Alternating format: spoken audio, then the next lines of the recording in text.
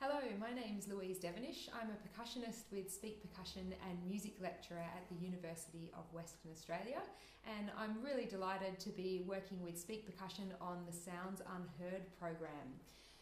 This video class is going to be focused on how to prepare a solo recital, and it's specifically aimed at Year 11 and 12 VCE music students who will be working towards their own solo recitals sometime in the next 6 months to 2 years.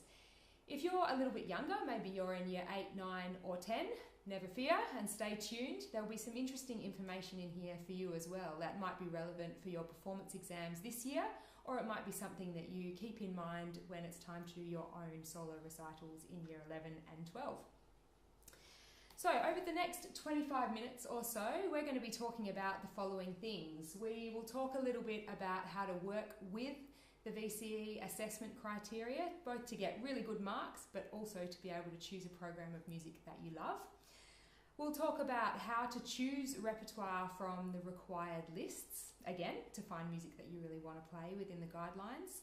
And we'll also talk about how to choose your own pieces for those of you who play instruments that allow you to have some choice in the repertoire you play.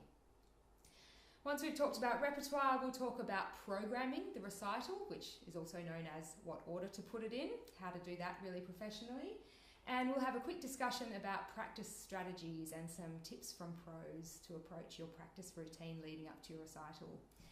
Right towards the very end, we'll talk about some professional performance practice things. And what I mean by that are the little things that professional musicians do apart from just playing the music in their performance. And the idea behind this talk is to take what would normally just be a student performance to the next level, to make it a little bit more professional. So you'll see some next level tips scattered throughout this talk, so keep an eye out for those because they're the important things, I think. Now we're going to start at the very beginning, which is before you start. Now before you start to program your own solo recital, there are some things you can do to just set yourself up really well. And the first thing is the obvious thing, and that is read the assessment guidelines carefully. And by reading guidelines carefully, I'm not just talking about reading them slowly. I mean, as you read through them, looking for clues and key points, some things in the guidelines that can really help you to plan your recital. So some of these things you might like to look for are the points in the guidelines that are set in stone. For example, where you play your recital, you can't choose that, and how long your recital. So everyone has a fixed duration, whether you're doing music investigation or music performance, whether it's solo or ensemble, there's a certain number of minutes that is your maximum recital time that you have to play to. There are also some things in there that are flexible. So as I mentioned before, some people can choose which repertoire to play. You can also choose the type of accompanied or unaccompanied works that you play. So look for the things that you can move around a little bit to work to your advantage.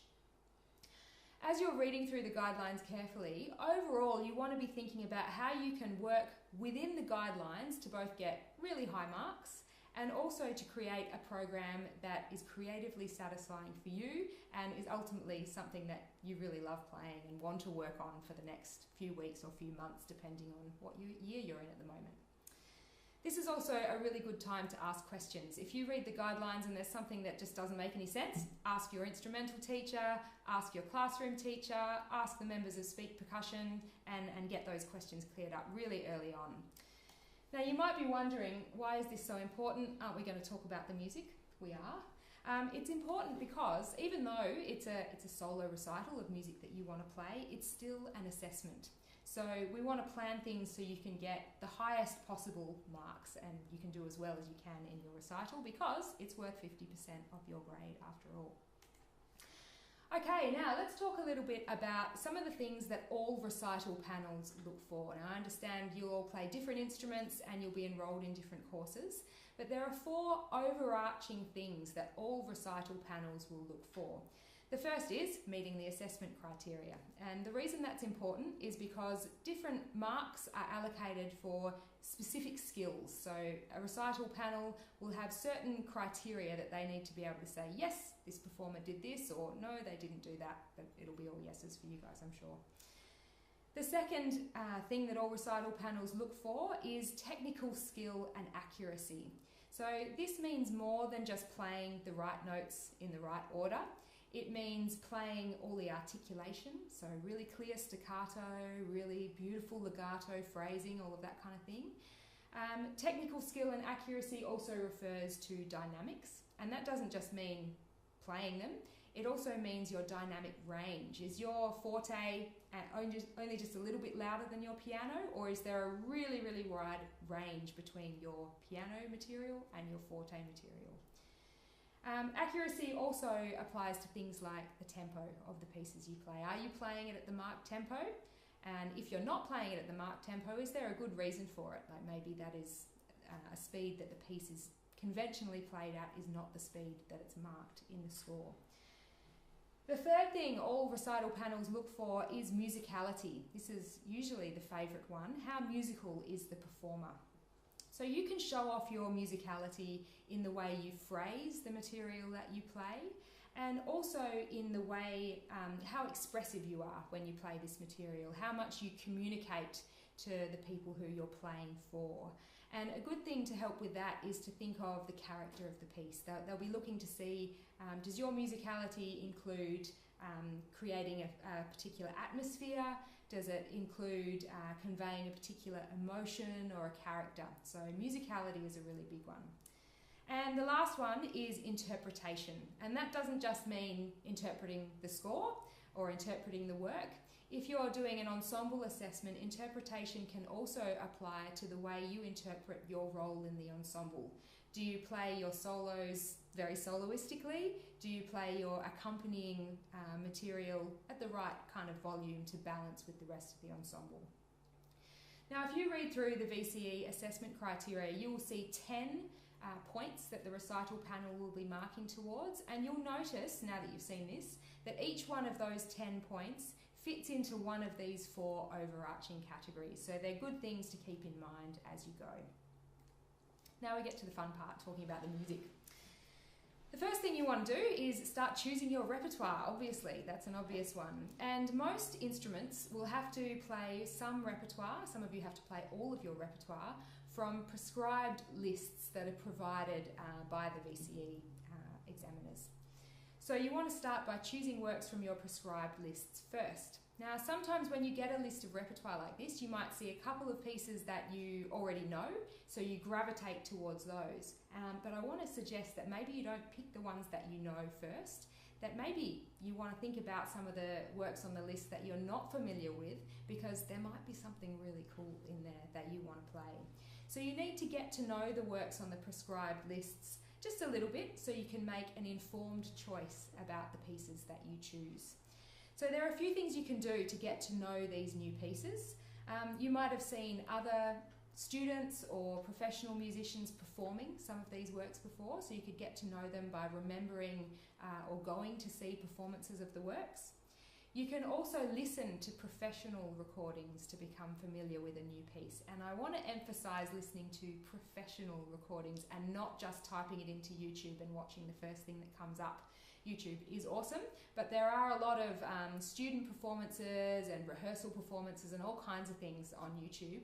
And the first thing that comes up is not necessarily always the best performance or the most true representation of a composer's intentions when he wrote the work or she wrote the work. So if you're listening to recordings to get familiar with new repertoire, make sure they're reputable, they're played by professional musicians. You can also discuss works with your teacher and say, hey, I haven't heard of this one, what do you reckon, will I be interested in it? And they'll probably have some good advice on that point too. Now at this point, when you're choosing repertoire from the prescribed lists, you don't have to finalise them right away. At this point, I'd recommend that you have a bit of a short list, so maybe more pieces than you need that you're interested in playing. When you have your short list, we need to decide which ones we're going to keep, which ones we're going to play, and there are a few things you can do to help narrow it down. You've got to think a little bit about the musical styles and genres that these works represent. Now, all instruments have to represent different types of music in their recital program, so you want to make sure that a variety of musical styles are included in your shortlist. And that means more than just works composed in different time periods depending on which instrument you play.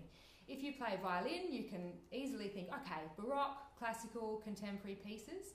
But if you play a younger instrument like the saxophone, most of your repertoire is going to be contemporary. So you want to look around for more than just the time or the decade that a piece of work was created in, but also the style that it exists in.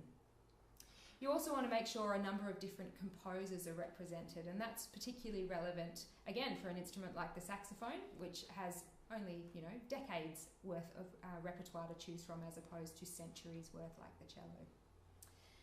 As you're choosing these musical styles that you are going to play, I'd also recommend that you choose styles that you know you can just knock out of the park. So choose styles of music that you're comfortable with, or that you can really work towards nailing that style. That's a really important thing we'll talk more about later on. When deciding which works to keep, you also want to think about the technical skills that they require of you. So you want to be able to display in your recital program a variety of different technical abilities. So that's something to consider. You also want to make sure the works you picked are suitable for your level. So know your limits, know what is going to be appropriate for year 11 or year 12. And at the same time, make sure the works do stretch you as a performer. So you want a bit of a challenge, so you know you will have improved over the course of the year as you prepare for this recital. The other consideration is the accompanied work. So everyone has to play some accompanied and some unaccompanied repertoire in their recital, but you can do this a little bit creatively. So an accompanied piece does not necessarily mean you have to play, the standard solo instrument accompanied by a piano. You might find a duet or a trio or a solo with ensemble kind of work that you can use as one of your accompanied pieces. And there are some of those on the list too. So think a little bit creatively about those sorts of guidelines. At this point, we want to make sure we haven't made any rookie mistakes. So the first one is rookie mistake number 1. Check your list and see if you have included works from all the categories that are required of you for your instrument. And Kaylee, can you turn up the lights for the hilarious picture of a cat that made a huge mistake? You don't want to be in this position. Thank you, Kaylee. Okay, we're going to move on now to choosing your own repertoire. For those of you who play instruments where you can choose repertoire from anywhere to add to your recital program. So again, you want to look for works that are stylistically and technically different from the ones you've already chosen from the prescribed lists. So the way to find new works is to look for inspiration from what's around you. Now, we're lucky in Australia, as there are lucky performers in countries all around the world. There are heaps of fabulous professional performers who can act as a great source of inspiration for you. So you might want to think about who plays your instrument, who might be doing some performances or has made some recordings that you can listen to, and you might want to think about playing some of their repertoire. So if you're an oboist, you might want to see what Diana Doherty's doing. Is she playing any concertos or any solo works that are interesting to you that you might be able to play?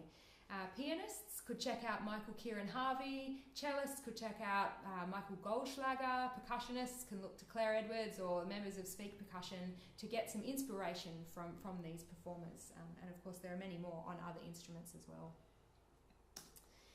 As you're choosing and looking for these works, you want to ask yourself, apart from the fact that they're really cool pieces, they're exciting, you're excited about playing them, do these own choice works allow you to meet the assessment criteria? So that's something that's really important. You don't want to choose just something that's really cool, but think, will a panel who maybe isn't all that familiar with the work, will they be able to give you marks based on this assessment criteria for this work that you've chosen? So that's a good thing to keep in mind.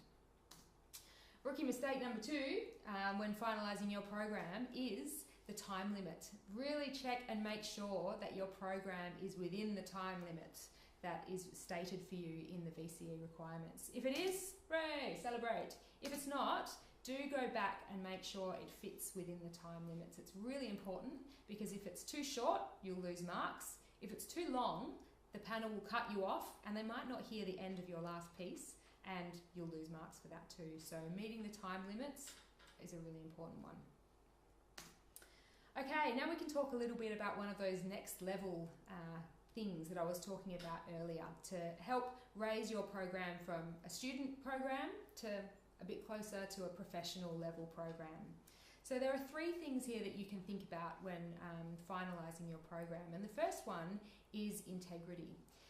So have a think about your program, look over it and ask yourself if it reflects your interests and your values as a musician. Are you really passionate about these pieces? Are you excited to share them with other people? Do you think they're important and worth playing?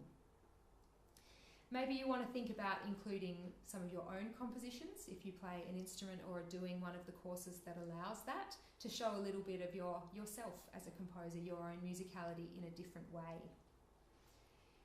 Look through your program and see, is it exciting and unique? Are you proud of it? Or is it just like every other Year 12 or Year 11 VCE recital on your instrument? Hopefully, if you're a Sounds Unheard participant, you're looking to do something a little bit outside of the box, something that is a bit different from everybody else's, and something that you're proud of. Another next level thing to think about is linking your works. So have a think about whether there might be a theme or a concept that links your recital works together, so you can present a recital as a whole, not just a series of individual pieces. So that sort of thing is something that professional musicians consider all the time when programming concerts, is how to bring interesting pieces together to create something that's greater than the sum of its parts. It's really exciting when that happens with a concert program. And the last thing for this next level slide is to think about context, and I mean your context. So as Victorian students, as Australian students, you might want to consider including some Australian repertoire on your program. This is something that I think is really important, to play the music that's around you and being created by people in the scene that you're part of. And most of the instruments who are in the VCE requirements have got at least one work by an Australian composer on their prescribed lists. I know the percussionists have at least 5, which is really cool, and I'd really encourage you guys to look for Australian works and to include them on your program. On that note of working with Australian composers or playing Australian repertoire, is to think about whether your recital program, can you use it as a platform to create opportunities for yourself? So if you're playing Australian works by living composers, if they're in the same city as you are, can you call them and have a lesson with them? It's a really exciting thing to be able to do, to go and work with a composer, play them your version of the piece and get feedback direct from the source. It's something that we don't often think of, because we think, oh, composers, I don't know if they'll be, happy to hear a student. But in my experience, usually when I've called a composer and said, can I play this for you? They're really excited and touched that, you want to play their music for them. So I'd encourage you to think about that. You might look around and see that there are some masterclasses that you could play some of your recital program in. That's a different type of performance opportunity. You might look in concert programs of professional ensembles or soloists and see some of the works that you're interested in playing are being performed later in the year. So go and see those works performed live while you're working on them yourself. That's a really cool thing to do. And of course, having lessons with professionals who play your repertoire, people who are active in the scene, working on the same music that you are. That's a cool thing to do. Okay, we'll move on now to talk about practice strategies, because one does not simply sight read a piece with 6 flats. I've tried. I don't recommend it. Now, you'll talk to professional performers and you'll talk to student performers, your friends, your teachers. Everybody will have something to say about a practice strategy, and probably everyone will have something different to say about a practice strategy. So I don't want to tell you now, here is my ultimate system, how to practice. If you follow these steps, you will, everything will be great, because everybody's method of practice is a little bit different. What I would like to suggest is that the practice strategy that you use moves through 3 broad stages, and they're shown here on this slide. So the first stage is obviously getting to know the work or getting to know the works. I'd recommend in this stage that you start with the tricky bits, the bits that are going to be hardest to learn. Do them first, because they'll probably take the longest amount of time. So start with the tricky bits. Look through the score in this first stage and make sure you understand all of the notation. is all of the notation clear? Is there a set of instructions that comes with the work that you might need to read and make sense of and apply to your interpretation? So really read the score in detail and make sure you're clear of what's on the page. Connected with that is the stylistic conventions associated with your instrument. So if you're playing a Baroque piece of music, you'll probably find some decorations in that material that might be interpreted in a different way from similar looking decorations in a contemporary piece of music. So make sure you're familiar with the stylistic conventions suited to the time period of the repertoire that you're playing and practice them right from the beginning. In this stage as well, it's a good idea, I think, to set manageable goals. And by manageable, that's up to you. You might be the sort of person that says, okay, by Friday, I want to have page 1 learned at half speed, boom. And then the next week, I want to have that page at full speed. Or you might be a little bit more nebulous with your goals, but make sure you set manageable goals that you can work to and achieve, because it feels great when you do that. The second stage is about developing your interpretation of the piece. So by this point, you will have learned all the notes and you'll be talking about that next level stuff we were talking about before, how to make it really musical, really slick and really professional performance. So during this stage, you'll be having lessons with your teacher and considering musical ideas. So the phrasing, expression, all that sort of thing. So it's the next stage on from, hang on, did you play that rhythm right? No, go learn it. So this is the real musical stuff. During this stage is usually when you'll work with your accompanist as well, if you're doing accompanied works, to get familiar with their way of playing and make sure you can play together and they can follow you. Stage 3 is the good bit, I reckon. This is when you get to running through your program. So playing all of your pieces in one sitting. Because, the more you perform, the easier performing becomes. And I think this stage is really important, particularly if you're working towards a solo recital for the first time. So often, if we're in year 10, year 11, maybe even year 12, we haven't had a lot of performance experience. So the first time we do a performance, it's a really big deal because it's the only time you've ever done it. The idea behind this stage in your practice is to do lots of different run-throughs so that performing becomes just as normal and just as regular as practicing, and just as normal and just as regular as your lessons. So we want to make performing something that we do all the time. So it's exciting, but it's not no big deal. It's not the be all and end all, which means when you get to your recital, it's not going to be, super stressful. It'll just be another thing you do as a musician. So the more performing you can do, the better, I think, the more comfortable you'll feel. Now remember, practice is about more than just playing your instrument. So in each of those 3 stages that I just mentioned, you'll be doing more than just playing the music on your instrument. There are other things that count as practice as well, and they're listed here. So the first one is listening to recordings and getting familiar with lots of different interpretations, and I say again, professional recordings, not just YouTube.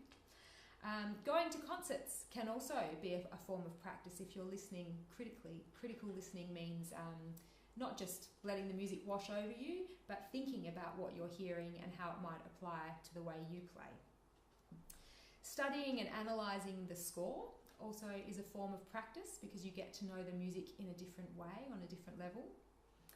Reading about the composer or watching videos about the composer and learning about the history of the work or the stories behind the way that composer made music can be really enriching and really fascinating.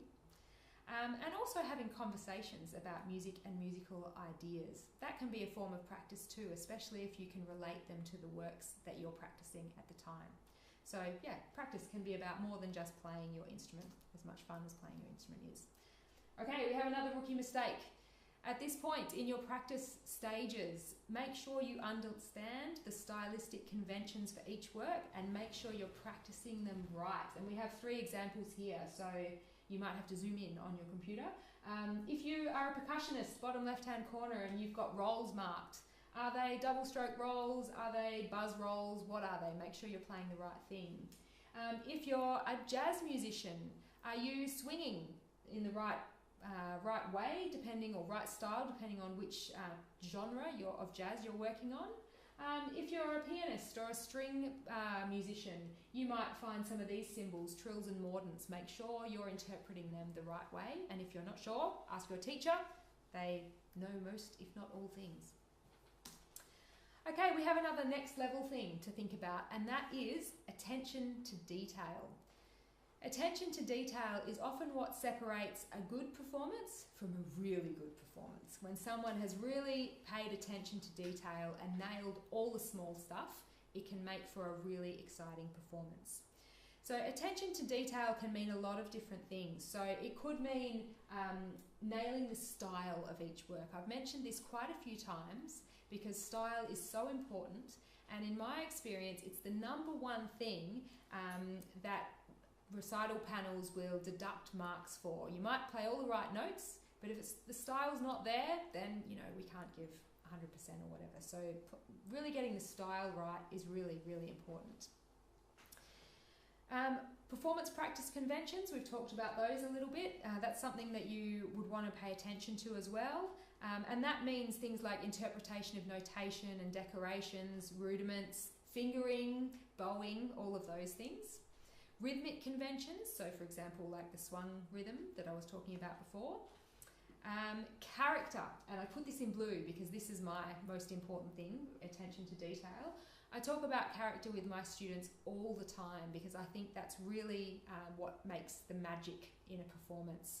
So if you can really convey a different character or atmosphere in each of the works on your program, a really exciting performance will be the result. So when thinking about character, I often like to write adjectives in the top left-hand corner of my score, things to think about before I start to play a piece to make sure I've really got the right feeling, the right character. So you can think about that sort of thing. When you're playing through or practicing your music, think about what it reminds you of. And that could be something, it could be a scene, like I feel like I'm playing music in a forest right now and I want to convey that scene. Or it might be something as simple as, well, I feel like this music is really happy, so I want to convey that. So talk with your teacher about that one. Character is a really important one and something that can really make a performance of a work very magical. Another next level thing is knowing the history of the piece. So as I mentioned before, you could look up the composer, find out about whether there's a story behind the repertoire you're playing, or even smaller things like who was it composed for? That can sometimes be a really interesting thing that changes the way you look at a piece of music. Attention to detail can mean small things like dynamics. Seriously, dynamics. I've put that there because that's another really big reason that people lose marks in recitals. Making sure your dynamic range is really wide is the way to go. Character is there again for attention to detail. And you also might want to look through the score again at this point and see if there are any notes, program notes or composer notes that might talk about interpretation or any of these small details. The last next level thing to talk about, one thing that really raises the quality of the performance, I think, is memorising your music. It's okay to read from a music stand. Some performers really like to do that. I mean, I do that as much as I memorise music as well. But if you think you might be able to memorise some of the works or all of the works on your program, that's a really surefire way to make your performance really, really slick. Taking away the music stand removes a barrier between you and your audience, which is your recital panel, but it also allows you to be really free in your playing because you're not kind of looking down at a score. You can look out and play out a little more. So I'd highly recommend considering memorising some of your repertoire. Just to see if you're listening at home. Was that about memory? Do you remember those 4 points? If not, here they are. Make sure you nail the style of the work, know the history of the piece, pay attention to the details, and think about memorising your pieces. They're cool things to do. All right, we've got to the point where we can talk about programming your program, also known as what order to play it in. This is something that is really worth spending some time on. Don't just put them in any order. Really think about how you want your program to be perceived as a whole. And there are a few things here that you can think about when deciding what order to put your pieces in. So one is, what's the first impression you want to give with your program? So the first piece you play is probably going to be one that the panel remembers because it'll be first time they hear you. So you want to think about, what's a strong piece to start your program with. You also want to think about how you feel when you perform. How will the order of your recital program help you to feel comfortable when you perform? So you might want to put a piece that you feel really comfortable with, something that you can really know you're going to get absolutely right early on in the program to help you settle in to your performance and settle in on stage. You want to think about stamina and the technical demands of the program. You probably don't want to play a piece that's really fast and really intricate and energetic and really gets the blood pumping, and then straight after that have to play something very soft and controlled if you're the sort of person that gets really excited when you play. So think about the stamina and the effect of one piece on the other as you put your program order together. And logistics is a good one too. So are you going to be able to easily move from one piece to the next, or do you have to set up extra music stands or change reeds or get another instrument? So plan that sort of stuff too. When you're putting everything in order, it's a good time to check the duration of each work and also how long it takes to move between each work. So notice that the duration, the requirements of the VCE in terms of how long your recital should be, does include moving between pieces. It's the duration of the program as a whole is worth knowing. And you can also think about the themes or the links between the works when you're programming. So it might make sense to put two works that have some kind of thematic connection next to each other in a program. Or you might like to bookend a program with two works that explore similar ideas to kind of draw them all together. So that's something that's always really good to talk to your teacher about, what order to play your pieces in. Now I have a quote here from a professional musician. Aaron Rosand is an American violinist, and in talking about programming his recitals, he said, "My personal preference in a recital program is to always begin with something that will immediately show tone and the type of sound that you have. I always felt that it will not only warm up the audience, but it will also warm up yourself." I think that's pretty good advice. So a piece to start off your program that helps you kind of warm up and settle into things, but also shows the quality of sound that you make is often a really good thing to start with. So thanks for that, Kult. Rookie mistake number 4. Is your program order logical and manageable, or are you going to be like this guy trying to make too many things happen at once? So if anything looks like it might be a little bit stressy or awkward, maybe reflect on that and see if you want to adjust it a little bit. Okay, well we at this point up to the time when we can start doing some test runs of our program or practicing our program in order run-throughs. Now before you start doing these run-throughs, so this is sort of stage 3 of your practice strategies, it's good to think about a few extra things than just the notes and the music. So you want to think about your warm-up routine. So are there specific technical things that you need to warm up, or small passages that you want to just run through before you play them in your full performance? So think about your warm-up routine. And as you're planning your warm-up routine, think about what it will be like on the day. Will you have half an hour in the venue beforehand, or will you be in a smaller warm-up room? Will you be able to have 15 minutes on your own, or will you have to warm up at home and then drive there? Which might be the case if you play pipe organ. You might not have a pipe organ in a spare warm-up room before you go into the venue, I don't know. But have a think about what your warm-up will be like on the day, and then plan your practice warm-up around that. Before your run-through, it's a good idea to be organised. Make sure you have all your music and all your equipment, because it's totally embarrassing to have to run off stage and get some music or sticks or whatever and then come back on because you forgot them. I'd like to say I've never done it. I don't think I've ever done it, but maybe my time will come, I don't know. You probably also want to think about, actually this is a really important one, when you perform your run-through, think about the acoustic of the room that you're playing it in. So probably your practice room and the hall that you do your recital in will be quite a different size. So maybe a different sound will be required, a different way of playing. So if you are playing in a really big room, you want to try and fill the hall, the hall with your sound if you can. So you don't want to get lost in a big room. If you're going to be in a small room and you play a really loud instrument, I don't know, something massive like a trombone or a tuba, you don't want to set up, you know, right in front of your audience. You probably want to sit back a little bit and make sure you play in a way that sounds beautiful even in a small room. So thinking about the acoustic of the room you practice in and the acoustic of the room you perform in is a really good thing to think about before you do your test run.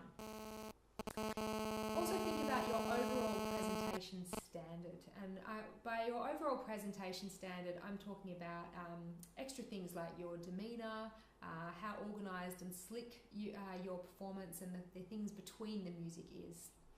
And another really good point in blue, a big one that I talk to my students about a lot, is remember that when you perform your recital program, you really want to perform it. You don't want to just play it. So anyone can just play, you know, the right notes in the right order, but a really exciting magical performance happens when people are really performing the music and sharing the music. So that's a good thing to keep in mind. When you do the run-through or run-throughs themselves, it's a good idea to do it for someone. Don't just do it for yourself. So organise to have friends, family, teachers, whatever, to listen to your program. Make sure you time it so you know if it fits with the VCE requirements. And I'd also highly recommend recording your run-through. This is a really good thing you can do. When you record it, rookie mistake number 5, this one I have done. Check the battery and the mic level before you record it. There's nothing worse than doing your whole test run, getting to the end and realising, the battery ran out 30 seconds into my 25-minute recital. So don't look like this lady, and check your battery and mic level before you do your run-through. Now, a next level consideration for your run-through, when you watch it back on video or listen back to your audio recording, don't just let it wash over you. Give yourself a lesson, okay? So when you listen back to your recording, think about, did I like the way that sounded? Did it feel different to the way it sounded? Are there things that you want to do better or things that you want to change? You probably also, at this point, will start to think about some extra musical elements that will really show up on a video if you hadn't thought about them before your run-through. So memorization is one. How you set up or lay out the stage, what does it look like? It's hard to tell until you've seen it on video. Think about your concert dress. What are you going to wear when you perform, and how does that reflect on your program and you as a musician? Think about whether or not you're going to talk a little bit when you walk into the room before you play. You're going to say hello and how's it going, or are you just going to get straight into it? Are you going to talk between pieces or at the end, or are you only going to play? And also think about bowing at the end of your recital program. It's a nice thing to do, to bow, to acknowledge the people who've just listened to you play. So we're getting close to the end. This is the last slide with some general tips as you program your recital and prepare for your recital performance.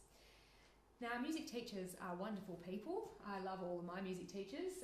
Your teacher is a wonderful source of information for you as you prepare for your solo recital. They are your biggest asset and can help you with absolutely everything.